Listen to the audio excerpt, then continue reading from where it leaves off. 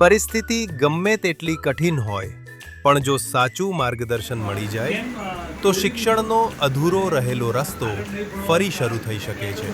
ચાલુ જ હતું મારું, પણ વચ્ચે આઈટીઆઈની વચ્ચે મારા પપ્પા એક્સપાયર થઈ ગયા, તો ઘરમાં થોડું પ્રોબ્લેમ આવી ગયો કે કમાવાનું માટે ને પછી રોજનું પાછું આવવા જવાનો ખર્ચો, ગયા પપ્પાનો નાસ્તો પાણી, પછી આવવા જવાનું રિક્ષા ભાડે, એટલા માટે થોડું આઈટીઆઈ.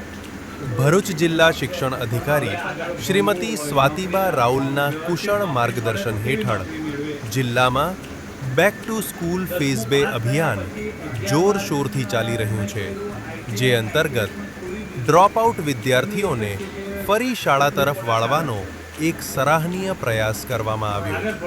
શ્રી BH મોદી વિદ્યા મંદિરના આચાર્ય શ્રી દ્વારા ધોરણ 10 પછી ઘરની આર્થિક પરિસ્થિતિના કારણે અભ્યાસ છોડી દેનાર આ વિદ્યાર્થીના ઘરે ત્રીજી વખત મુલાકાત લેવામાં આવી.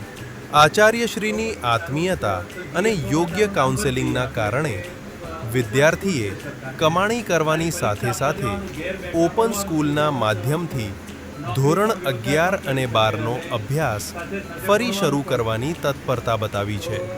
શિક્ષણ વિભાગનો આ સંનિષ્ઠ પ્રયાસ એ સાબિત કરે છે કે કોઈ પણ બાળક શિક્ષણના અધિકારથી વંચિત ન રહેવો જોઈએ.